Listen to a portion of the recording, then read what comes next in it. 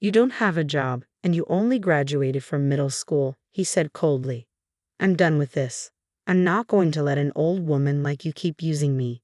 Pack up your things and get out. I've put up with you long enough, so be grateful. In other words, you want a divorce, don't you? His voice rose with indignation. Don't come crawling back to me. You should understand what I mean. If you need me to spell it out, let me be clear, you're just not smart enough to get it. He turned to leave, a look of contempt on his face. Are you planning to divorce me and marry my sister instead? He added, his tone sharp. She stared at him in shock. Her name was Jane. She lived with her husband Tim, who was 5 years younger than her. Jane's younger sister, who had gone to college with Tim, was the reason Jane had met her husband. Jane and Tim had 2 children, both of whom were now grown and had families of their own. As Jane reflected on her life, she thought about the past and the challenges she had faced. Despite having 2 children she was proud of, her marriage with Tim was far from fulfilling. He often mocked her for her educational background, frequently reminding her lack of a high school diploma. His constant criticism was a painful reminder of her past struggles. Jane had hoped to continue her education after middle school, but financial difficulties had prevented her from doing so. At the time, the internet was not widespread and opportunities seemed limited. Following her parents' wishes, she took a job to support the family while her younger sister went on to college, a goal Jane had worked hard to make possible for her. Her sister excelled academically and attended an elite university where Tim was also a student. Tim took pride in his educational achievements, often using them as a weapon in their arguments. When they first met, he had never shown any disdain for her background, but as their marriage progressed, his attitude changed. At first, Jane felt immense joy when they married and had their first daughter, but that happiness gradually faded. It was common at that time for people to leave their jobs after marriage, and Jane's sacrifices seemed to be overshadowed by the growing distance between her and Tim. I had planned to quit my job to focus on our child, but my husband was adamant that I continue working full-time while also managing the house and raising our child. When our first son was born, he quit his job, expecting me to take on all the household chores and childcare responsibilities. I had hoped that with him at home, I could become a housewife and concentrate on our home duties. However, he did nothing to help. I was left juggling housework and childcare alone with no support from him. I thought at least if he wasn't contributing at home, he could at least bring in some income. The thought of raising 2 children on my own was overwhelming, and financial worries were mounting. 6 months after he quit his job, I suggested it was time for him to find work. Hey, it's time for you to get a job, I said. His response was dismissive. Who do you think you're talking to? You're the only one here. It's been 6 months. Are you going to stay unemployed? You think you can just tell me what to do? Oh, not again, he scoffed. Unlike you, who only graduated from junior high school, I'm someone greater. I'm sure you'll get your final goal soon. If I want a job, I'll get one, and you don't get to dictate what job I should take. I'm capable of choosing my own path, he continued, his tone condescending. Well, then pick a job, I challenged. I can't, he admitted. There's no job I want to do. Despite his prestigious university degree and academic prowess, he was utterly incapable of earning a living. His degree, while impressive, seemed to be nothing more than a decoration if he wasn't going to use it to contribute to our family. Then at least do something for the family, I pleaded. He was infuriatingly dismissive. What kind of idiot do you take me for? It's ridiculous to expect me to do that. It's you who gave birth to the children, so you should be grateful. I've stayed in this marriage for years due to the circumstances of our time. Back then, divorce carried a heavy stigma. In our generation, people would stab you in the back if you divorced. And it wasn't just the mother who faced backlash. The children became targets for unwanted rumors as well. I never wanted that for them. But now, with my children grown up, I feel it's finally time to cut ties with him. As I approach retirement, the idea of a divorce feels like a fresh start. Just thinking about it makes my future seem brighter. I've been studying for my high school equivalency exam in my spare time. With the kids out of the house, I've had more time to focus on my studies, and I'm proud to say that I passed the exam. I hadn't shared this news with my husband. I know he would just make fun of me. Recently, I received an acceptance letter. My sister called me to check in. Hey, how's it going? I'm on my way over. You're home, right? Yes, I'm home, I replied. Okay, I'm at the station. I'll be there in about 10 minutes. Before I could respond, she hung up. True to her word, she arrived 10 minutes later. What's wrong? How's your husband? She asked. We're divorced, I said simply. What? When? It was about 6 months ago.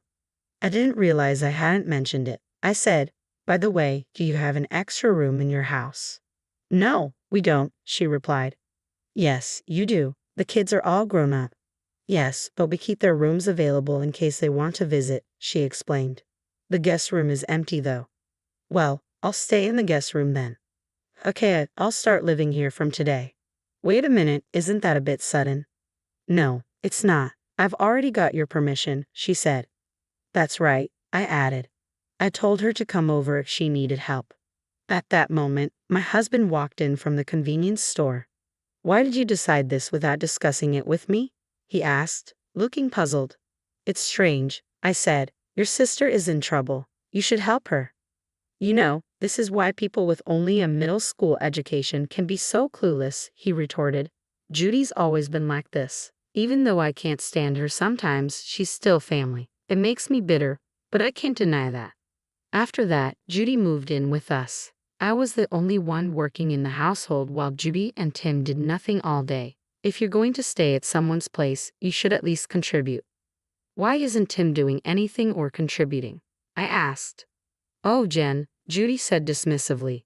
You must have had a hard time after graduating from middle school. You're just obsessed with money. I was shocked when I saw Judy and Tim starting to go out together. What troubled me the most was their behavior toward each other. They acted as if they were lovers. I couldn't believe they were oblivious to how it looked, but it seemed that they were, or worse, they simply didn't care. I knew I needed to get to the bottom of this. It wouldn't be surprising if they were in a relationship, given their lack of common sense. I hired an investigator, and a week later, the results confirmed my suspicions. They were indeed having an affair. When I shared this news with my children, they supported my decision to get a divorce. With their backing, I felt a sense of resolve and no longer had any regrets. I decided to wait for the right moment to proceed with the divorce. During their absence, I began working toward a law degree. It all started when I was a janitor at a law firm. One day, an employee shared that he had passed the bar exam at the age of 69. I was deeply inspired by his determination and thought that if someone in their 70s could achieve such a feat, I could challenge myself too. As I approached retirement, I came home to find Tim and Judy with peculiar smiles on their faces. I need to talk to you, I said. What's up? Tim asked. You retired today, right? Judy said. That means you're unemployed now. How are you planning to support yourself? You don't have a job and only have a middle school education. I'm done with you, he said coldly. I'm not going to let an old woman like you drain me any longer. Just pack up your things and get out. I've been married to you for a long time, so be grateful. In other words, you want a divorce, I said, trying to stay calm. He responded with a high-pitched voice. Don't come begging me back. You know what I mean. Should I spell it out for you? You're just not smart enough to understand. Are you planning to divorce me and marry Judy? I asked. They exchanged surprised looks and started laughing again. You figured it out, then. Let's make this quick. I don't need you anymore. If you really don't want to leave, I might consider it if you get down on your knees. That won't be necessary, I replied, keeping my composure. I plan to divorce you when I retire, so this timing works perfectly for me. I pulled the divorce papers out of my bag. The two of them stared in shock, their mouths agape. Please, let's get this over with. I'm leaving, I said. How come you prepared the divorce papers? Tim asked, baffled. Because I've been thinking about getting a divorce, I explained. If I'm going to do it, now seems like the right time. I changed into my clothes one last time and said, hurry up. Let's get this done. Isn't it great that Jen is going through with this? Tim said, signing the papers hastily. Okay, that's everything, I said, and I checked his signature without hesitation. I could tell he didn't like my attitude. He continued to hurl insults, swearing at me. You're just a middle school graduate. You'll be dead soon, you know. I shrugged off his comments. I don't know about that. Please, both of you, I said, calling my children into the living room. Hold on to these papers so he doesn't tear them up. Got it, they said. You guys are really gross. You're the worst father ever, I told him. Graduating from a prestigious university might be an honor to you, but it hasn't done anything for your life. You're proud of your degree as if it's just a decoration. You've been employed your whole life, but that's really foolish, don't you think? What? He snapped. My daughter chimed in. You're really a dumb, unemployed old jerk. Okay, kids, that's enough. You're too honest, I said with a smile. I have proof of your affair, I continued.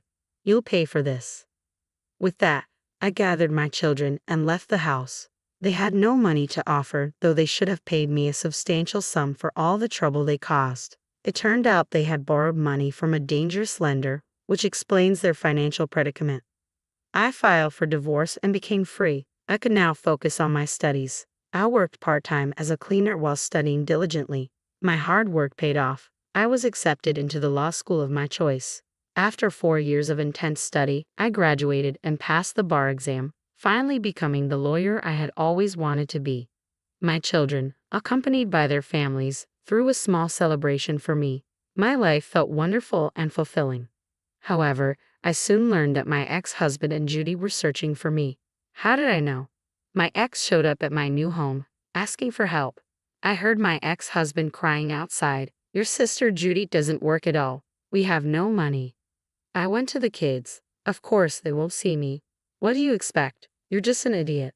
You thought you'd be something great with your college degree, but all you have is a name. You've got nothing to show for it. Don't be stupid, I said. You're just trying to get on my good side. You're only a middle school graduate, and you're not even close to my level. Actually, I added, I just passed the bar exam. But anyway, if I fail, I'll be at the same level as him. Now you're asking for money from someone you used to mock. It's hilarious. Why do you live in such a nice place? He asked. I do because of my job, I replied. You work? He was puzzled. Yes, I do. I used to be a janitor at a law firm, I explained. Are you a private cleaner? He asked. Yeah, I said. I clean my own desk. What are you talking about? He stammered. I opened the door and showed him my lawyer badge. His expression froze. If you don't stop bothering me, you'll find yourself in court, I warned him. Then I closed the door firmly. After that, my ex-husband never bothered me again. Judy tried once, but I told her the same thing, and she never came back. Both of them, with their only qualification being their education, will likely continue to fall apart without any real effort. They seem destined to stay on their downward path. If you don't give up, anything is possible. Hard work pays off, and I'm glad my children fully support me. I hope I have a fulfilling life. Thank you for watching to the end. Please subscribe to our channel if you enjoyed this video. See you in the next one.